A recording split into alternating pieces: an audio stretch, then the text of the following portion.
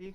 चलिए देखिए, कल हम लोगों ने क्या देख लिया, पाचन पढ़ रहे थे और पाचन में बड़ी आंत को कंप्लीट कर लिया था। पाचन का शुरुआत कहाँ से हुआ था? मुख से। देखो यहाँ ऐसे आपने देखा था, ये पाचन का शुरुआत मुख से। मुख में 3 जोड़ी लार ग्रंथियां थी ना। लार ग्रंथियों का पैरोटिड, सब मैक्सिलरी या सब मैंडिबुलर और सब लिंगुअल। ठीक। उसके बाद दांत था, दांत के विषय में फिर आगे आप लोगों ने देखा ग्रसनी। ग्रसनी, फिर ग्रसनी के बाद ग्रास नली। ग्रसनी भोजन और हवा दोनों का सहमार्ग होता है, कीप के आकार का होता है।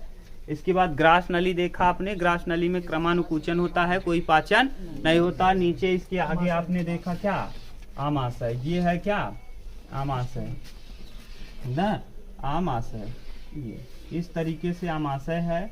और आमाशय के जस्ट इस तरफ देखिए, ये डायाफ्राम है। ये डायाफ्राम जब आप लोग पढ़ेंगे, क्या पढ़ेंगे? वो श्वसन। तो वहाँ फेफड़े को डायाफ्राम ही वायु को खींचता है तो डायाफ्राम नीचे, और वायु को छोड़ता है तो डायाफ्राम ऊपर। ऊपर नीचे होता रहता है। डायाफ्राम हम पढ़ेंगे। डायाफ्राम के नीचे जो लीवर है, ये कहाँ स्थित होता है? डायाफ्राम के नीचे। आज हम लोगों को लीवर ही पढ़ना है, तो चलो पहले आप ये देख लो। यहाँ आपने देखा ग्रसनी, ग्रसनी के बाद इसका भाग कार्डियक, फिर फंडिक, और फिर ये बॉडी यानी शेषाग्र सबसे बड़ा भाग, और नीचे पाइलोरिक। यहाँ पर पाचन होता है, इसमें से HCl निकलता है, इसमें रुजि नामक संरचना होता है, इसमें देखिए बॉडी में ना रखा जाता है। यहाँ पाइलोरिक में जठर ग्रंथियां होती हैं, जिससे जठर रस का स्राव होता है। यहाँ से एक, यहाँ देखिए कौन सी चीज है? अग्नाशय। अग्नाशय, इसमें क्या मिलाता है? पूर्ण पाचक रस, लैट, LAT। और यहाँ से लीवर के पास होता है पित्त, हाँ LAT। और यहाँ लीवर के पास होता है पित्त का थैला, और इसी पित्त के थैले में पित्तरस स्रावित होता है। और ये आके इसी लीवर, माने ये दोनों नली एक साथ मिल जाते हैं, जिन्हें कॉमन हेपेटो न पैनक्रियाटिक डक्ट कहा जाता है। दोनों एक साथ मिलते हैं, जिन्हें क्या कहा जाता है? Common hepato pancreatic duct. ठीक, ये मिल जाता है। अब यहाँ मिलने पे भोजन को क्या कर देता है? हाँ, भोजन को क्षारीय बना देता है। ठीक, 7.7 इसका pH होता है, 8 के समथिंग। कितना? 8 के समथिंग बाइल जूस का, पित्तरस का। अब यहाँ देखो, इसके बाद नीचे आपने देखा था, इसमें पाचन होता है रेप्सिन। यहाँ देखिए प्रोटीन का पाचन करने के लिए था पेप्सिन, यहाँ पे ट्रिप्सिन। यहाँ कौन था? पेप्सिन। अभी हम लोग पढ़ेंगे रासायनिक, तब वहां अच्छे समझेंगे। पेप्सिन, पेप्सिन के बाद ये है ट्रिप्सिन, और ट्रिप्सिन के बाद छोटी आंत में मिलेगा इरेप्सिन। क्या मिलेगा? इरेप्सिन। तो प्रोटीन का पाचन अभी हम लोग रासायनिक जब क्रिया पढ़ेंगे तो वहां देखेंगे। ठीक, यहाँ तक आपने देखा। इसके बाद आपने देखा बड़ी आंत। बड़ी आंत का जो पहला भाग था, जहाँ ये मिल रहा था, इसे इलियोसेकल वाल्व कहते थे। क्या? जहाँ पे बड़ी आंत किससे मिल रहा था? छोटी आंत से। यहाँ इसको हम कहते थे सीकम। क्या कहते थे? सीकम। और ये जो इंटर करता था जिस कपाट से, उसका नाम था इलियोसिकल वाल्व। और यहाँ पर एक अंगुली नुमा संरचना थी या कीड़े नुमा संरचना थी, जिसे अपेंडिक्स कहते थे। इसमें कभी कभी भोजन भर जाने की वजह से भोजन सड़ जाता था, जिसे पयस कहते थे या ना। फिर इस अपेंडिक्स को काट कर निकालना पड़ता था। फिर ये आगे वाला, ये थोड़ा सा 20 से 25 सेमी लंबा होता था, जिसे हम लोग कहते थे क्या? सीकम। क्या कहते थे? सीकम। सीकम के बाद ये आता है क्या? कोलन। क्या कहलाता है? कोलन ना। सीकम के बाद आपने क्या देखा था? कोलन। अब कोलन को देखो, कोलन के 4 भाग आपने देख लिया था। कितने भाग? कोलन के 4 भाग। कोलन के 4 भाग कौन कौन सा था? ये असेंडिंग कोलोन ना, कोलोन असेंडिंग, ट्रांसवर्स, डिसेंडिंग और सेगमॉइड ना। और नीचे वाला ये था, ये इसे हम अगला वाला कहते थे मलाशय ना, मलाशय या रेक्टम। तो कितना हिस्सा हो गया बड़ी आंत का? 3। पहला कहलाया सीकम, दूसरा कोलन, तीसरा रेक्टम। रेक्टम को आपने 2 भाग में बांटा था, एक ऊपर वाला इंटरनल और नीचे वाला एक्सटर्नल ना। इंटरनल पर ब्रेन का कंट्रोल होता है, एक्सटर्नल पे हम लोगों का कंट्रोल होता है। यहाँ पे देखिए कभी कभी यहाँ गंदगी भर जाती है, जैसे जो थोड़ा साफ सुथरा आदमी नहीं है, 2-3 दिन बाद लैट्रिन जा रहा है, तो यहाँ पे गंदगी भरने की वजह से एक बीमारी हो जाती है, जिसे हम पाइल्स कहते हैं, बवासीर। क्या कहते हैं? पाइल्स यानी बवासीर। ठीक, एक बवासीर बीमारी होती है, जिसे अंग्रेजी में पाइल्स कहा जाता है। यहाँ तो अपेंडिक्स होगा और यहाँ पाइल्स ना। इसमें घाव हो जाता है, जैसे माने यहाँ पे मलाशय है, मल आके इकट्ठा है, और आप फुहड़ टाइप के हैं, मल का निष्कासन जल्दी नहीं कर रहे हैं, तो यहाँ पे धीरे धीरे इसकी दीवारों को क्या कर देगा, सड़ा देगा। और जब सड़ा देगा तो ऐसी स्थिति में यहाँ पाइल्स यानी बवासीर हो जाता है। कौन सी बीमारी, बवा। तो आज हम लोगों को ये कंप्लीट पढ़ा दिए। अब हम लोगों को पढ़ना है पाचक एंजाइम ना, माने पाचन में कौन कौन चीजें, कौन कौन ग्रंथियां सहायक हैं। तो पाचक ग्रंथियों के विषय में पढ़ना है। किसके विषय में आज पढ़ना है, पाचक ग्रंथि, ठीक, पाचन ग्रंथियों के विषय में। चलो देखो, अब आज हम लोगों को पढ़ना है पाचक ग्रंथियां। तो पहले आपको ये समझना है, यहाँ दिखेगा, देखो यहाँ तक, ठीक। तो ग्रंथि देखिए, पहले हम लोगों को क्या पढ़ना है, ग्रंथि, नीचे थोड़ा सा, ठीक, ग्रंथि, ठीक, यहाँ दिख रहा है ना। अंग्रेजी में इसको कहते हैं ग्लैंड। क्या कहते हैं, ग्लैंड। देखिए ग्लैंड यानी ग्रंथि क्या होता है, एक थैला होता है। क्या होता है, थैला। ये या तो एंजाइम को रखेगा या तो हार्मोन को, या तो एंजाइम को और या तो हार्मोन को। किसको, एंजाइम को या फिर हार्मोन को। विपिन बोल दे, विपिन के थोड़ा सा साथ। हाँ, एंजाइम और किसको किसको स्रावित करता है, या तो एंजाइम को या तो हार्मोन। तो आपसे पूछेगा ग्रंथि क्या होता है, तो ग्रंथि या तो ग्रंथि वह थैला होता है जो या तो एंजाइम को धारण करता है या तो हार्मोन को। ग्रंथियां दो प्रकार की, तीन, मुख्य रूप से दो और कुल तीन। तो देखिए ग्रंथि कितने प्रकार का, तीन। एक को हम कहेंगे बहिर्स्रावी, एक को कहेंगे मिश्रित और एक को कहेंगे अंतःस्रावी। तो एक हो जाएगा बहिर्स्रावी, बहिर्स्रावी, ठीक, बहिर्स्रावी। इंडोक्राइन, एक्सोक्राइन ना, मिक्स्ड यानी मिश्रित ग्रंथि। कौन सी, मिश्रित ग्रंथि, मिश्रित, ठीक। और अगला रहेगा बहिर्स्रावी, मिश्रित, अंतःस्रावी, अंतःस्रावी। देखो ध्यान से सुन लो, अंग्रेजी में इसको कहेंगे बहिर्स्रावी को एक्सोक्राइन, मिश्रित को मिक्स्ड और अंतःस्रावी को बहिर्स्रावी को इंडोक्राइन, एक्सोक्राइन और इसको इंडोक्राइन। लिख दें क्या, इंडोक्राइन, इंडोक्राइन, इसको एक्सोक्राइन, इसको क्या कहेंगे, एक्सोक्राइन। एक बार अभी हम लोग फिर पढ़ेंगे, जब ग्लैंड पढ़ेंगे, जब हार्मोन पढ़ेंगे तो अलग से चैप्टर ही है हार्मोन, वहाँ हम लोग पढ़ेंगे, घबराइए नहीं ना, फिर से पढ़ेंगे हम लोग। लेकिन अभी जरूरत है थोड़ा सा आपको जानने की, इसलिए हम बता दे रहे हैं ना। आज जो हम लोग पढ़ेंगे बहिर्स्रावी ग्रंथि किसे कहते हैं, अभी आज देखो उतना टॉपिक नहीं है, ये अलग से आपके यहाँ मिलेगा हार्मोन चैप्टर में, तो वहाँ हम और अच्छे से पढ़ लेंगे। लेकिन अभी जान लो बहिर्स्रावी ग्रंथि उसे कहते हैं जो बाहर से, जो नली से कनेक्टेड होता है। किससे, नली से, यानी ये एंजाइम का स्राव करेगा। किसका, एंजाइम, एंजाइम। अभी आपको हमने बताया कि ग्रंथि किसे कहते हैं, एक थैला होता है जो किसको धारण करता है, या तो एंजाइम को या तो बहिर्स्रावी ग्रंथि किसे कहेंगे, जो एंजाइम का स्राव करता है। अब सोचो अगर एंजाइम का स्राव कर रहा है तो इसका मतलब इसके साथ ब्लड कनेक्टेड नहीं होगा। अगर ब्लड कनेक्टेड नहीं है, अच्छा आप बताओ, अगर आपका ब्लड कनेक्टेड है तो ब्लड कनेक्टेड मतलब ब्लड के साथ ही हार्मोन आके बह जाएगा। बाहर से दूसरी नली की जरूरत है, जैसे आपको पता है इसी नली से हम पानी भी बेच सकते हैं, इसी नली से जूस भी। तो ऐसी स्थिति में आप अलग से नली लगाएंगे नहीं। लेकिन देखो एंजाइम जो होता है ये ब्लड से अगर कनेक्ट हुआ, किससे, ब्लड यानी रक्त से कनेक्ट हुआ, तो ये खराब हो जाएगा। ब्लड से कनेक्ट होने पर ये क्या हो जाएगा, खराब। तो ब्लड से अगर कनेक्ट हुआ तो एंजाइम काम करना बंद कर देगा। तो इसके लिए अलग नली चाहिए कि वही उसी में काम हो जाएगा, अलग चाहिए। क्या चाहिए, अलग से इसको नली चाहिए, नहीं तो क्या हो जाएगा, BLOOD रहेगा क्या, ब्लड ना, ब्लड। यानी अब सोचो ये ब्लड से अगर कनेक्ट हुआ तो क्या हो जाएगा, खराब, काम करना बंद कर देगा। जैसे आप लोग कभी देखो कोई तेल है, करू का तेल मान लो ना, फिर इसमें क्या मिला दो, सरसों का तेल, उसमें अगर पानी मिला दो काम करेगा नहीं, उतना अच्छे से काम नहीं कर पाएगा ना। तो इसी तरीके से अगर इसमें ब्लड मिला, किसमें, एंजाइम में, एंजाइम में जैसे ही ब्लड मिलेगा ये काम करना क्या कर देगा, बंद। तो ऐसी स्थिति में क्या यह ब्लड वाले नस में बह सकता है? नहीं। तो इसके लिए और अलग से क्या चाहिए? नस चाहिए। इसके लिए अलग से डक्ट चाहिए। क्या चाहिए? डक्ट। डक्ट माने क्या? नली। डक्ट माने नली। तो इसके लिए अलग से क्या चाहिए? नली चाहिए। इसके लिए अलग से क्या चाहिए? नली। समझ गए? तो यानी बहिर्स्रावी ग्रंथि उसे कहते हैं जो किसका स्राव करता है? एंजाइम का। एंजाइम जो होता है वह ब्लड से कनेक्टेड नहीं होता। ये इसमें क्या पाया जाता है? नली। क्या पाया जाता है? नली। अब देखो, अब अंतःस्रावी इसी का उल्टा कर दो। अंतःस्रावी उसे कहते हैं जो किसका स्राव करता है? हार्मोन का। किसका? यह किससे कनेक्ट होता है? ब्लड से। किससे?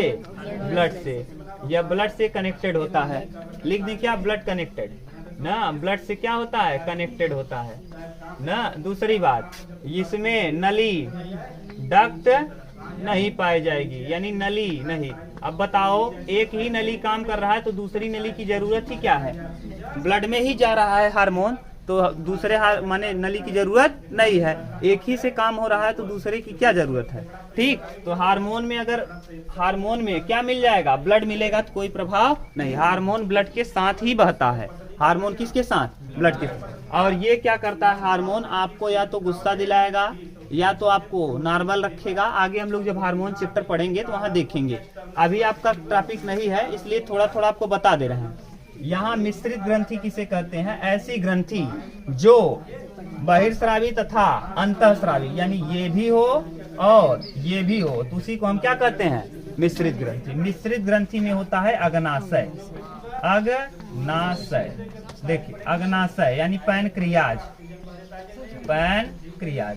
देखो, अब हमको क्यों ये पढ़ना है, ध्यान से सुनो। क्या क्या पढ़ना है हमको? एंजाइम वाले सब पढ़ने। आप देखो, लार जो ग्रंथि थी क्या छोड़ रही थी?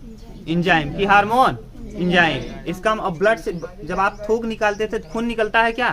आंसू निकालते हो तो खून निकलता है। लाइसोजाइम आंसू से निकलता है। मोबिनियन कीचड़ से निकलता है। कीचड़ में आंसू निकलता है? नहीं। तो यानी जिसमें ब्लड नहीं निकलेगा, आंसू में भी लाइसोजाइम है। ठीक। तो जिसमें ब्लड साथ में कनेक्टेड रहेगा उसको समझ जाइएगा क्या है? हार्मोन है। तो अभी हम लोग जो जितना पाचन पढ़े हैं, पाचन में हार्मोन काम दिया है, लेकिन हार्मोन चैप्टर अभी पढ़ना नहीं है। तो देखो, सबसे पहले लार ग्रंथियां जो थी वो क्या छोड़ रही थी? एंजाइम। तो लार के विषय में हम लोग पढ़ लेंगे, क्योंकि लार के विषय में पढ़ना जरूरी है, क्योंकि वहाँ पाचन में सहायक था। इसके बाद आप लोग पढ़ेंगे क्या? पाचन के बाद या मुख के बाद ग्रसनिंग कुछ नहीं हुआ था, आमाशय में हुआ था। आमाशय में भी पायलोरी ग्रंथि थी और उसमें से देखो पायलोरी माने जठर ग्रंथि, जठर रस निकल रहा था। क्या? जठर रस। ठीक। और यहाँ पित्त से पित्त रस पित्त रस न तो हार्मोन होता है न ही एंजाइम, लेकिन फिर भी पाचन में सहायक होता है। पाचन में क्या होता है? सहायक। तो इन सबको हमको पढ़ना है। ठीक। तो पहले आप हेडिंग डालिए क्या? लार ग्रंथि। क्योंकि पाचन, लिखो यहाँ पहले हेडिंग डाल लो, पाचन में सहायक ग्रंथियां। क्योंकि पाचन चैप्टर पढ़ रहे हो तो पाचन में सहायक ग्रंथि हेडिंग डालो ना। लिख लो पाचन में सहायक ग्रंथि। मिटा दें? उतारना है? अब आपने देख लिया हार्मोन, एंजाइम, बहिर्स्रावी ग्रंथि, अंतःस्रावी ग्रंथि और मिश्रित ग्रंथि। अगर आपसे पूछें बहिर्स्रावी ग्रंथि किसे कहते हैं? ऐसी ग्रंथि जो एंजाइम का स्राव करती है, जो ब्लड से कनेक्टेड नहीं होती है, अलग से नली पाई जाती है। तो हम लोगों ने पाचन जब शुरू किया था पढ़ना तो आपने एंजाइम का स्राव देखा था लार ग्रंथियों से। तो हम लोग लिखना चालू कर रहे हैं पाचक ग्रंथियां। पाचक ग्रंथियां, हाँ पाचन या पाचक ग्रंथियां। पाचन ग्रंथि, देखो पाचन ग्रंथियां। पाचक दिया है कि पाचन? पाचक। पाचक सही लिखे थे। पाचक ग्रंथियां। ठीक। पाचक ग्रंथियां कई हैं, जिनमें से आपको शुरुआत से पढ़ना है ना। पहला है लार ग्रंथि। सबसे पहला लार ग्रंथि। देखो लार ग्रंथि। अब ये बताओ, लार ग्रंथि, ये लार ग्रंथि किसका स्राव करेगी? 1.5 लीटर लार निकलता है? 1.5 लीटर प्रतिदिन। 1.5 लीटर पर डे ना, पर डे। यहाँ डे लिख दे रहे हैं। 1.5 लीटर पर डे, प्रतिदिन। ठीक। लार ग्रंथियां कितनी जोड़ी होती हैं? 3 जोड़ी। 3 जोड़ी यानी 6 होती हैं। 3 जोड़ी। अब ये तीनों जोड़ी के नाम आपको बता दिए हैं, यहाँ फिर से हम बता रहे। अब बताओ, अगर ये पाचन ग्रंथि है और ये 3 जोड़ी है, बताओ ये एंजाइम है कि हार्मोन? एंजाइम का स्राव करेगी। ये लार ग्रंथियां क्या स्राव करती हैं? एंजाइम का। एंजाइम क्यों? क्योंकि आपको बता दिया, अगर आप थूको और खून निकले तो समझ जाइएगा क्या है, हार्मोन है।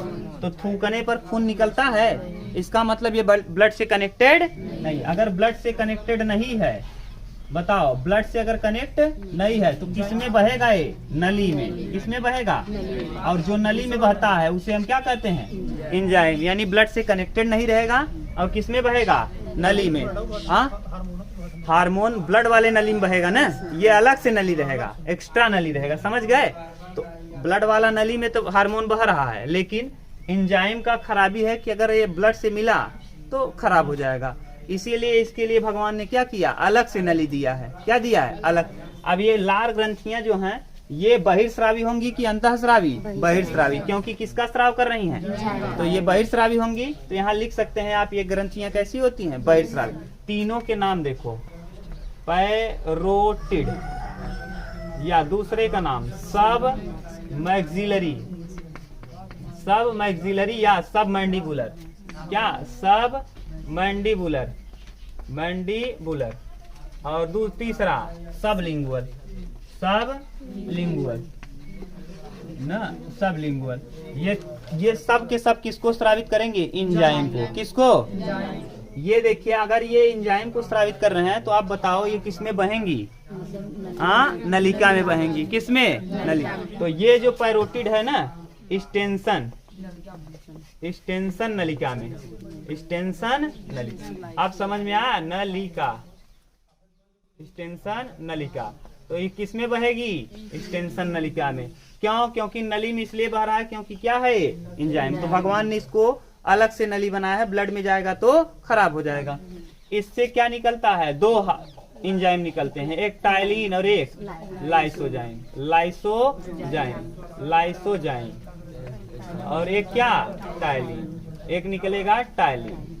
टाइलिन मंड या चोकर का पाचन करता है और लाइसोजाइम कीटाणुओं को मार देता है। लाइसोजाइम कीटाणुओं को मार देता है और टाइलिन मंड या चोकर का पाचन करता है, शर्करा का पाचन करता है। ठीक। सब मैक्सिलरी जिसमें बहता है उसका नाम देखो,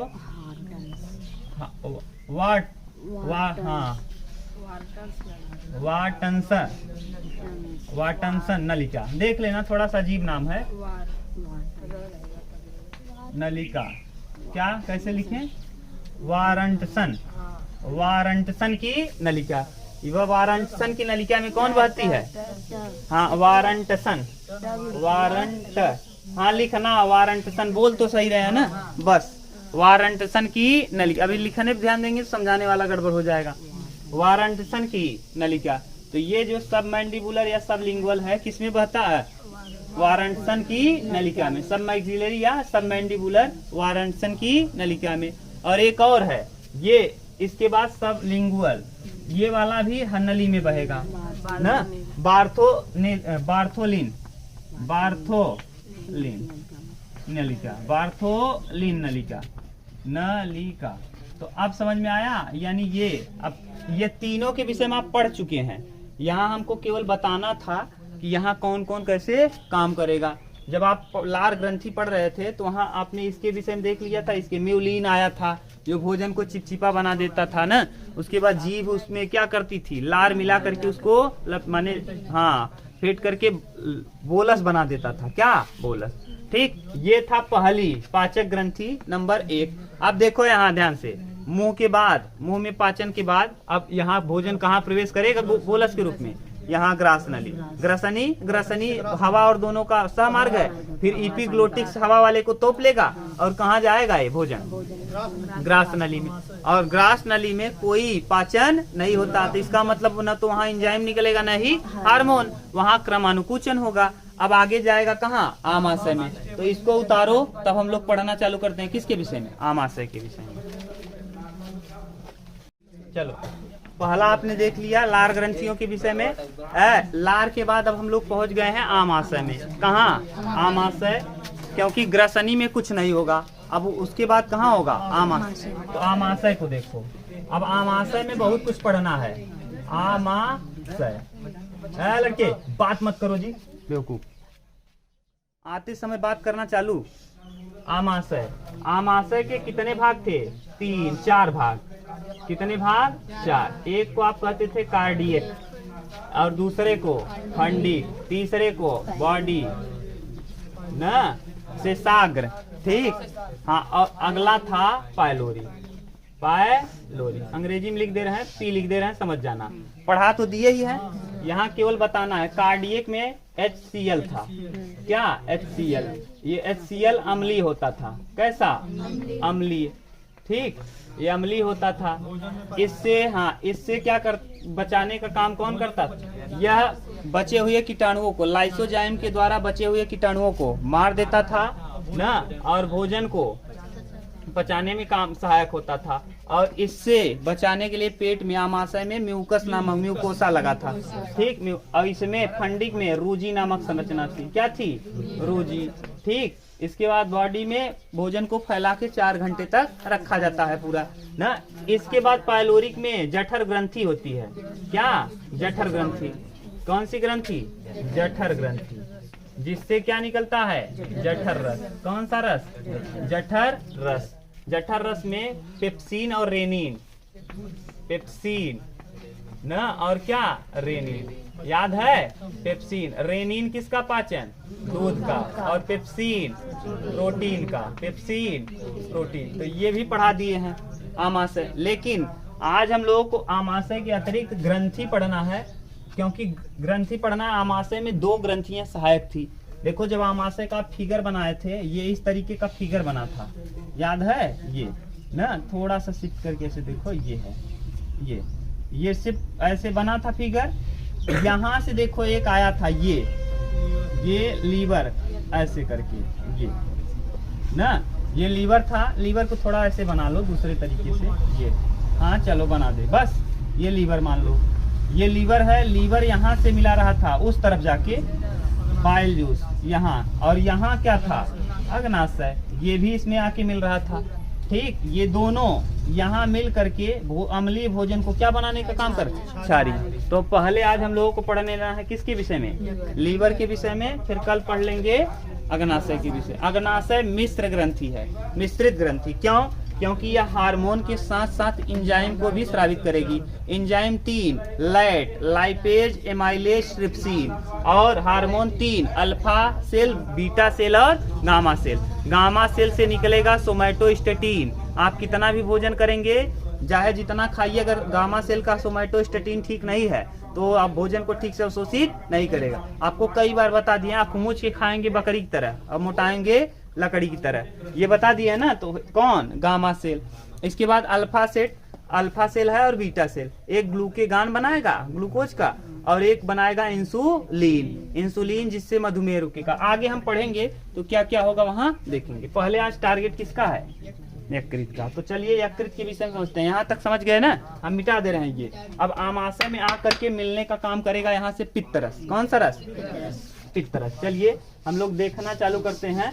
दूसरे पाचक ग्रंथि, लीवर जो होता है, लीवर क्या पित्त रस को स्रावित करता है। किसको? पित्त रस को। लेकिन पित्त रस न तो एंजाइम होता है और न ही फिर भी पाचन में सहायक। तो देखिए अब आमाशय, अब यहाँ से लिखिए लीवर, अंग्रेजी में लीवर, हिंदी में यकृत ना, इसे कहेंगे क्या? लीवर, अंग्रेजी में लीवर। और इसी को कहते हैं जिगर ना, कहते ना हमारे जिगर का टुकड़ा है, यानी लीवर का टुकड़ा है। तो लीवर को ही क्या कहते हैं? जिगर। लीवर को क्या कहते हैं? जिगर। समझ गए? तो ये लीवर आप देखिए, लीवर जो होता है, अगर ये लीवर 75% खराब हो जाए, कितना परसेंट? 75% से भी ज्यादा खराब हो जाए, तब भी ये अपने आप को ठीक कर सकता है। रीजनरेशन का गुण किसमें है? लीवर में। यानी ये 75% खराब होने के बावजूद भी रीजनरेट कर लेता है। रीजनरेशन माने स्वतः माने अपने आप को क्या कर लेता है? पुनः से ठीक कर। इसकी कोशिकाएं अगर 75% खराब हो गई फिर भी अपने आप को क्या कर लेगा, ठीक। यानी ये दूसरी बात, लीवर जो है जहर के प्रभाव को निष्क्रिय कर देता है, जहर के प्रभाव को निष्क्रिय। अगर ज्यादा पिएंगे तभी दिक्कत है। जैसे शराब एक जहर है, शराब क्या है, जहर। तो शराब के प्रभाव को निष्क्रिय करने का काम कौन करता है, लीवर ही। यानी अगर लीवर नहीं होता तो शराब पीने वाला हर व्यक्ति अब तक क्या होता, मर गया। लेकिन ये इतना ठीक है कि उसको जहर को भी कन्वर्ट करके बचा लेता है। लेकिन अगर जहर की मात्रा ज्यादा हो गई तब ऐसी स्थिति में बचने का चांस नहीं है। तो जो जहर पीते हैं उनके किसका जांच किया जाता है, लीवर का। किसका जांच, लीवर। तो जहर अगर आपने पी के, कोई व्यक्ति जहर पी के खाना देकर मार दिया गया है, जैसे भोजन में खाना देकर, खाना में क्या मिला करके, जहर मिला करके मार दिया गया है, पिला दिया गया है, मर गया कोई व्यक्ति, तो जांच किया जाएगा। तो किसका जांच किया जाएगा, लीवर का। इसमें कूफर सेल होता है, कौन सा सेल, कूफर सेल। वही कूफर सेल की जांच की जाएगी। किसकी सेल की, कूफर सेल। कूफर, समझ गए, कूफर सेल।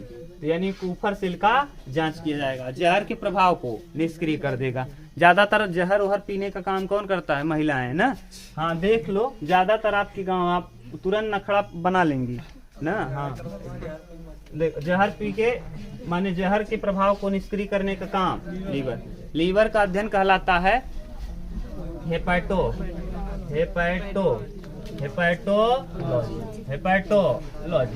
समझ गए, लीवर का जो भार होता है, हेपेटोलॉजी, ठीक।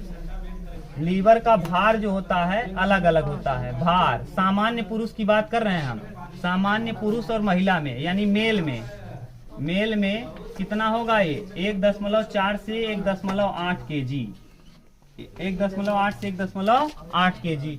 और फीमेल में, यानी महिला में, फीमेल में 1.4 से 1.5 kg, यानी महिला में इसका भार क्या होता है, कम होता है। लीवर शरीर का सबसे बड़ी ग्रंथि है। लीवर शरीर की सबसे बड़ी ग्रंथि, सबसे बड़ी ग्रंथि, ठीक, लीवर। और अगर कह दे शरीर के अंदर सबसे बड़ा अंग, तो अंदर कह रहे हैं, ये पड़ाका लगा देंगे ना, शरीर के अंदर, तो यही है। शरीर के अंदर का सबसे बड़ा अंग कौन है, अंदर सबसे बड़ा अंग है अंग, यही हो जाएगा कौन, ठीक। लीवर अंदर सबसे बड़ा अंग है। लेकिन अगर बाहर कहेगा तो त्वचा है। त्वचा पूरे शरीर में है तो त्वचा बाहर है, ठीक। अब आपसे पूछा जाएगा जहर के प्रभाव को निष्क्रिय कौन करता है, लीवर। जहर के प्रभाव को निष्क्रिय लीवर। ये 75% खराब हो जाएगा, फिर भी अपने आप को क्या कर लेगा, ठीक कर लेगा, फिर भी अपने आप को ठीक कर ले। यकृत को और क्या कहते हो, जिगर। ये जहर के प्रभाव को निष्क्रिय करेगा, इसका अध्ययन हिपेटोलॉजी। इसका भार मेल में 1.4 से 1.8 kg, जबकि फीमेल में 1.4 से 1.5। यह शरीर की सबसे बड़ी ग्रंथि होती है और शरीर का सबसे बड़ा आंतरिक अंग है, ठीक। इतना उतारो तब हम लोग आगे देखते हैं। देखते रहो ना, अब उतारते रहो आप लोग। इधर देखो, ये लीवर जो है बिलिरुबिन का स्रावित करता है। किसको, बिलिरुबिन। हाँ, बिलिरुबिन आपको बता दिए हैं, जब पढ़ा रहे थे तभी बताए थे। आपका जो रेड ब्लड होता है, कौन सा, आरबीसी का जो जीवन काल होता है 120 दिन। 120 दिन के बाद ये स्प्लीन में जाके मर जाता है। किसमें, स्प्लीन। इस बोन मैरो में बनता है। हम मरने की बात कर रहे हैं, तुम बनने की बात कर रहे हो। तो तुम बताओ मत, बताने यहाँ पढ़ने आते हो तो केवल पढ़ा करो। स्प्लीन यानी प्लीहा में जाके क्या होता है, मर जाता है। ये प्लीहा में जा करके मर जाएगा। और ये मरा हुआ जो सेल है, आपको बता दिए हैं, आरबीसी जब पढ़ाएंगे तो यहाँ बताएंगे, ये 2 चीजों से बना है, हीम प्लस ग्लोबिन। किससे, हीम प्लस ग्लोबिन, हीमोग्लोबिन। यही हीमो भाग जो है ना, यही कन्वर्ट हो जाता है किसमें, बिलिरुबिन में। अगर बिलिरुबिन की मात्रा ज्यादा हुई, यही पित्त रस के साथ, किसके साथ, पित्त। अब देखिए, यकृत था, यकृत इस तरीके से मान लो यहाँ आमाशय के बगल में था, यहीं इसके बगल में क्या था, पित्त की थैली। यहीं पे क्या था, पित्त की थैली। और इसी पित्त की थैली में ये लीवर एक काम नहीं बल्कि कई काम करता है।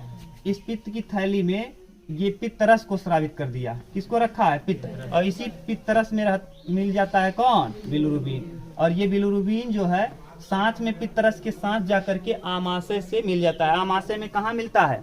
जहां पर आप लोग देखे थे पायलोरिक वाला भाग जब किसमें जाने लगता है?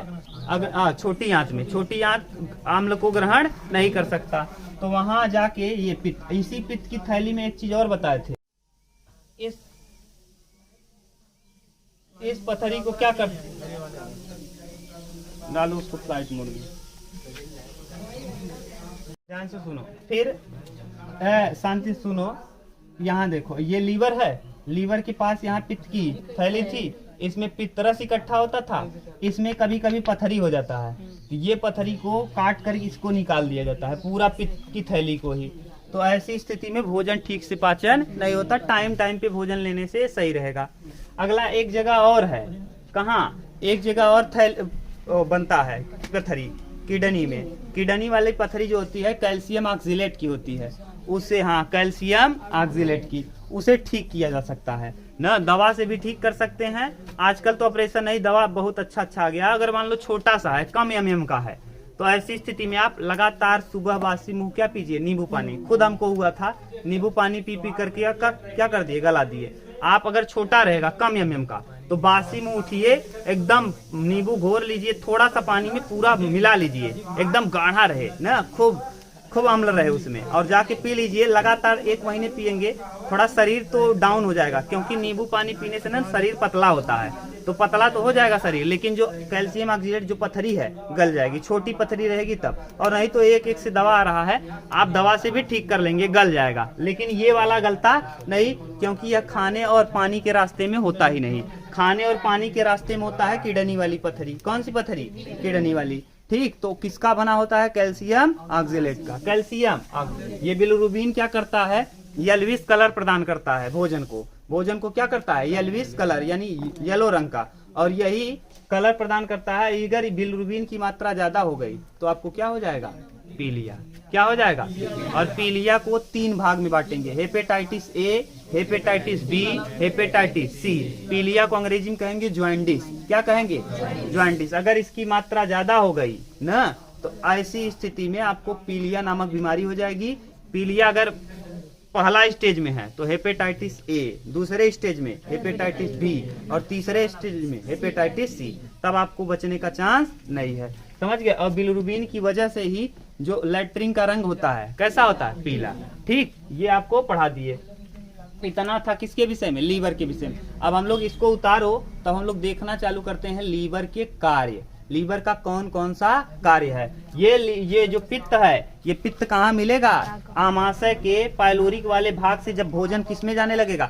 छोटी आंत में, तो वहां। तो इसको उतारो, तब इसका कार्य बताएंगे, तो वहां बता देंगे। ठीक,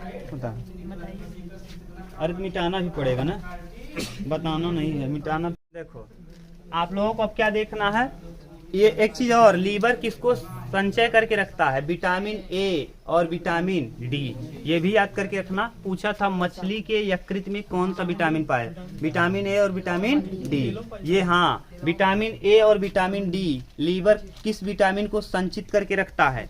विटामिन ए और विटामिन डी, और वसा को भी। और आपने पूछा कि सर लीवर को क्यों नहीं काट देते ना? लीवर में पथरी थोड़ी न हुआ है, इससे आने वाले रस जो यहाँ पर इकट्ठा हो रहा है, कहाँ? थैले में। जिस थैले का नाम है पित्ताशय, उसमें इकट्ठा है। पथरी यहाँ है, काटोगे इसको, एक से एक घाव आपको हुआ है हाथ में, काट के गोड़ निकाल दोगे? गजब की ना। तो जहाँ घाव हुआ है वहीं काटना है ना। तो यहाँ हुआ है, यहाँ पथरी है, तो इसको काट के क्या करेंगे? हटा देंगे, क्योंकि चुभन बहुत होता है। ठीक, दर्द भी बहुत होता है। तो ये वाला काम हुआ। आप ये भी याद करके रखिएगा, कौन सा विटामिन को रखता है ये स्टोर करके? विटामिन ए और विटामिन डी। और किसको? वसा को। और आपने क्या पूछा कि सर माने पानी और खाना खा रहे हैं, तो खाना पानी जा रहा है कहाँ? पेट में। ये तो अलग है। लीवर तो अभी हमने बताया कि खाने के रास्ते में नहीं है, लेकिन ये क्या करता है? चीजों को एब्जॉर्ब कर रहा है। क्या कर रहा है? अवशोषित। देखो विटामिन को अवशोषित किया है, विटामिन ए को, विटामिन डी को, और दवा के प्रभाव को निष्क्रिय भी कर रहा है। अगर जहरीला दवा है तो उसको ये सोख करके उसके प्रभाव को क्या कर देता है, खत्म। ज्यादातर दवाई जो आप खाते हैं उसको भी ये क्या कर देता है, निष्क्रिय। जितना आप दवा खाते हैं उसमें से पूरा का पूरा ये अवशोषित नहीं किया जाता शरीर के द्वारा। अगर 1500 mg का है तो कम से कम 1200 या 900 mg माने एब्जॉर्ब किया जाएगा, और बाकी लीवर के द्वारा इसको क्या कर दिएगा, निष्क्रिय कर दिया जाता है। ठीक, ये दवा का चैप्टर है, जब आगे दवा पढ़ेंगे तो वहां देख लेंगे ठीक से। ठीक, तो वहां पढ़ेंगे दवा में किस तरीके से लीवर सोख करके कुछ दवाओं को क्या करता है, कंप्लीटली एकदम निकाल देता है, और कुछ दवाओं को रखता और भेजता है। ठीक, इसी वजह से आप लोग देखते होंगे कभी कभी कोई दवा खा लो तो आपका पेशाब पीला होने लगता है। देखा होगा, कोई दवा खाने पीला नहीं होता, और कुछ कुछ दवाएं खाने पर पीला हो। जैसे आप लेट्रिन का दवा खाइए, छोटी वाली गोली ना, तो आपका पेशाब कैसा हो जाता है, पीले रंग का। देखिए ना, तो ये किसको करता है, यही लीवर ही उसको क्या बना दिया है, येल्विश कलर प्रदान कर दिया, पीले रंग का पेशाब कर दिया। ठीक, अब आगे हम लोगों को क्या देखना है, यानी लीवर में लीवर के कार्य क्या क्या है। लीवर के कार्य अंग्रेजी में, हिंदी में लिखो यकृत के कार्य। यकृत के कार्य, यकृत यानी लीवर के कार्य। पहला काम इसका है क्या, पित्त रस का स्रावित ना, किसका, पित्त रस, पित्त रस का श्रावण, पित्त रस का श्रावण। देखो ध्यान से, आप सुनना अच्छे से, ये पढ़ा दिए हैं। जब आपके आमाशय के पायलोरिक भाग से भोजन कहाँ आने लगता है, छोटी आंत में, यानी कहाँ से, पायलोरिक से, आमाशय के पायलोरिक से, आमाशय, आमाशय के कहाँ से, पायलोरिक से, पायलोरिक से, और किस रूप में, काइम के रूप में। किस रूप में, काइम, पढ़ा दिए है ना। जब आमाशय के पायलोरिक से काइम के रूप में भोजन छोटी आंत में, किस आंत में, छोटी आंत में, तो ये भोजन जो होता है अम्लीय होता है। कैसा, अम्लीय। तो इस अम्लीय भोजन को ये पित्त रस क्या बना देता है, क्षारीय बना देता है। क्या, क्षारीय, जिससे आपके छोटी आंत को कोई नुकसान न हो। तो छोटी आंत को अम्ल के प्रभाव से बचाने के लिए ये लीवर किस रस का श्रावण करता है, पित्त रस का। किस रस का, और इसी पित्त रस के साथ बिलिरुबिन भी मिला होता है, जाके मिल जाता है। तो ये क्षारीय बना देता है, जिससे आपका छोटा आंत क्या न हो, डैमेज न हो। तो पहला आपका कार्य समझ में आया कि लीवर का पहला कार्य क्या है, पित्त रस को स्रावित करना। दूसरा काम देखो, हाँ, हिपैरिन को स्रावित करना। हिपैरिन, हिपैरिन ना, हिपैरिन। अब देखिए हिपैरिन क्या है, अंदर जो आपके ब्लड में, जब ब्लड पढ़ाएंगे तो वहां पढ़ाएंगे, जो ब्लड में ब्लड बह रहा है नसों में, उन नसों में ब्लड बहने वाले ब्लड को थक्का न बनने देना। माने अगर ब्लड जम गया तो क्या हो जाएगा, आपका मौत। जैसे आपको बता दिए थे, सांप काटता है तो 2 प्रकार का जहर छोड़ता है, हीमोटॉक्सिक और न्यूरोटॉक्सिक। हीमोटॉक्सिक दही बना देगा, किसको, दही की तरह बना देगा, जमा देगा ब्लड को। तो ब्लड को जमने से रोकने, यानी उसको क्या कर देगा, जमा देगा, हीमोटॉक्सिक रहेगा तो, हाँ जमा। तो इसके लिए ब्लड को नसों में जमने से, यानी नस में जमे नहीं, अगर जम गया नस में तो देखिए कभी कभी आपका जम जाता है। जैसे आपने क्या किया, हाथ तो कहीं दब गया, जैसे किवाड़ उवाड़ खोल रहे हैं आप, वहां दब गया हाथ, अंगुली दब गई, तो अंगुली दब करके वहां काला हो जाता है, तो यानी क्या हो गया, ब्लड जम गया। कहते नहीं ब्लड निकल गया होता तो ठीक होता, ब्लड जम गया इसलिए ज्यादा दिक्कत है, ब्लैक कलर का बन जाता है ना, और दर्द बहुत करता है। तो यहाँ हिपैरिन क्या करता है, नसों में ब्लड को जमने से बचाता है। तो जमने से रोकना, जमने से रोकना, जमने से रोकना, रोकना ना, ये ब्लड को नहीं जमने देता। किसको, रक्त को, रक्त को नसों में, नसों में नहीं जमने देने का काम कौन करता है, हिपैरिन। तो यकृत हिपैरिन को स्रावित करता है, जो नसों में रक्त को जमने से रोकता है। रक्त नसों में जमने से क्या करता है, रोकता। महारानी विक्टोरिया को एक बीमारी हुई थी ना, महारानी विक्टोरिया को क्या, रॉयल डिजीज, इसको कहते हैं हिपैरिन, उनको रॉयल डिजीज था, रॉयल डिजीज, डिजीज ना, रॉयल डिजीज। ये इनके थक्का नहीं बन रहा था, हीमोफीलिया कहते हैं। क्या कहते हैं, हीमोफीलिया, हीमोफीलिया, हीमोफीलिया। जब आप लोगों को पढ़ाएंगे ना आनुवंशिक बीमारी, तो वहां पढ़ाएंगे हीमोफीलिया आनुवंशिक बीमारी है। तो ये जो है हीमोफीलिया में रक्त का थक्का नहीं बनता, रक्त का थक्का नहीं, यानी रक्त अगर बहने लगा और जैसे कहीं कट गया हाथ और रक्त निकलना चालू हुआ तो रुकेगा ही नहीं। जैसे रोकने का काम भी दो चीज करते हैं, प्रोथ्रम्बिन और फाइब्रिनोजन। प्रोथ्रम्बिन और फाइब्रिनोजन में अगर हवा लगा तो तुरंत का तुरंत ये जालीनुमा संरचना बना देंगे। जब ब्लड पढ़ेंगे तो वहां देखेंगे ये रक्त का क्या बन जाएगा, थक्का। लेकिन जिसको ये बीमारी हो जाएगी, कौन, हीमोफीलिया, उसको फिर ब्लड का थक्का नहीं बनेगा। यानी उसको अगर घाव लगा, कहीं मान लो एक्सीडेंट हो गया, तो ऐसी स्थिति में उसका ब्लड निकल के वो क्या हो जाएगा, मर। लेकिन हम लोगों का कटता है तो बहता रहता है, कुछ टाइम बाद बंद हो जाता है। बंद क्यों बंद हो जाता है? क्योंकि यहाँ लीवर दो चीजों को और स्रावित करता है, प्रोथ्रम्बिन और फाइब्रिनोजन। प्रोथ्रम्बिन और फाइब्रिन अभी लिख देंगे। देखो अब हिपैरिन का काम समझ में आया। अब तीसरा काम देखो इसका, ग्लाइकोजन को संचित करना, ग्लाइकोजन को संचित करना, ग्लाइकोजन को संचित। देखिए संचित, अब ग्लाइकोजन का संचय लिख लेना, संचय करना।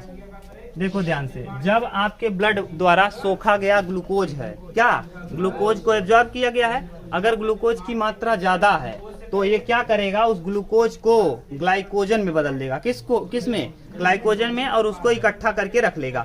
क्योंकि ग्लूकोज को इकट्ठा करके नहीं रखा जा सकता, ग्लूकोज को आप इकट्ठा करके नहीं रख सकते, लेकिन ग्लाइकोजन को आप इकट्ठा करके रख सकते हैं। यानी ज्यादा ग्लूकोज को, ज्यादा ग्लूकोज को इसमें ग्लाइकोजन में बदल देगा। देख लेना, ग्लाइकोजन में।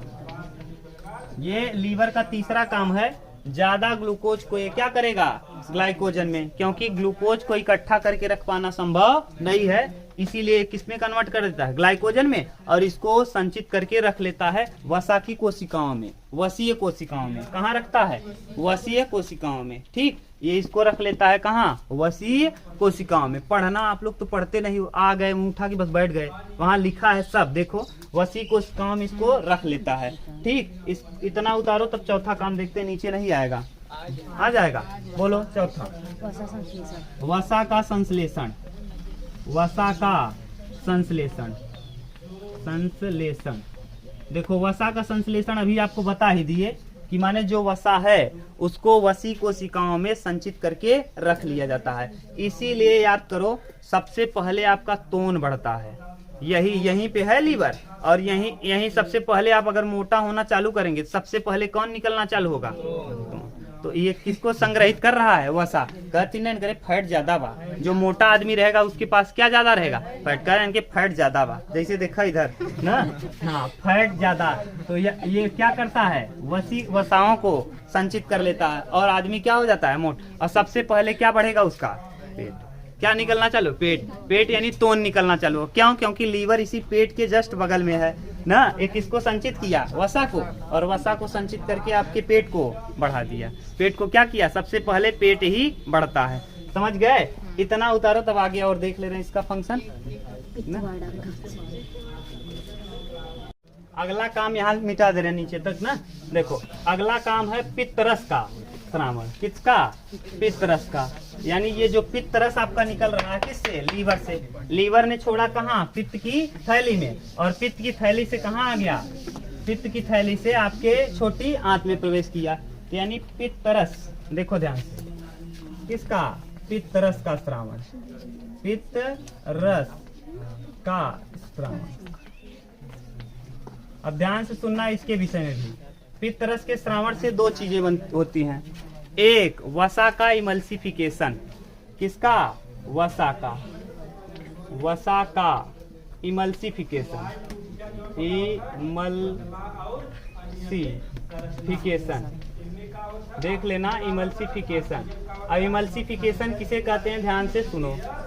जैसे जो बड़ा बड़ा लिपिड है, सबसे अंत में पचता है लिपिड। लिपिड यानी तेल वाला चीज, तेल वाला सामान सबसे अंत में। देखो आप लोग देखते होंगे, जो ज्यादा पेट से बीमार रहता है ना, डॉक्टर उसको क्या मना कर देता है, तेल वाला चीज, फास्ट फूड मत खाइए। क्यों, क्योंकि उसमें क्या रहेगा, तेल, वसा। तो यानी तेल को कहते हैं लिपिड। क्या कहते हैं, लिपिड। यानी वसा को हम कहेंगे क्या, लिपिड। ध्यान से सुनना, ये लिपिड सबसे अंत में पचता है। प्रोटीन के बाद कौन पचता है? लिपिड। तो सबसे अंत में पाचन किसका होता है? लिपिड का। तो इस लिपिड को, ये बड़ा लिपिड है, इस वसा को, बड़े टुकड़े को किसमें तोड़ देना? छोटे छोटे टुकड़ों में तोड़ना। क्या कहलाता है? इमल्सिफिकेशन कहलाता है। अगर आपसे पूछेगा इमल्सिफिकेशन क्या है, तो वसा के बड़े टुकड़े को छोटे छोटे टुकड़ों में तोड़ना ही क्या कहलाता है? इमल्सिफिकेशन कहलाता है। और दूसरा, यह भोजन को क्या करता है? क्षारीय माध्यम। यह भोजन को क्षारीय माध्यम में बना देता है। क्षारीय माध्यम, क्षारीय माध्यम, जिससे कौन ग्रहण कर सके?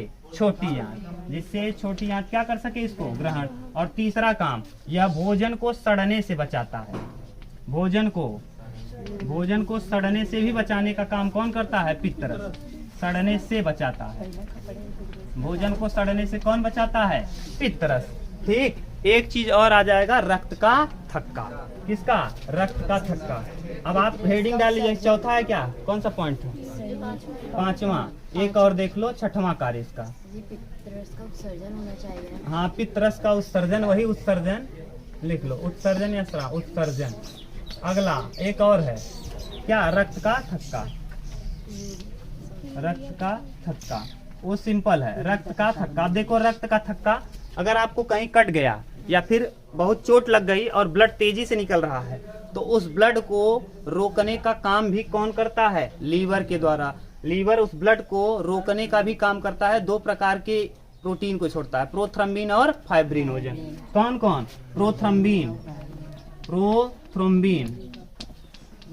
प्रोथ्रम्बिन ये झिल्ली बना देता है, ये ऐसे जालीनुमा क्या बना देगा?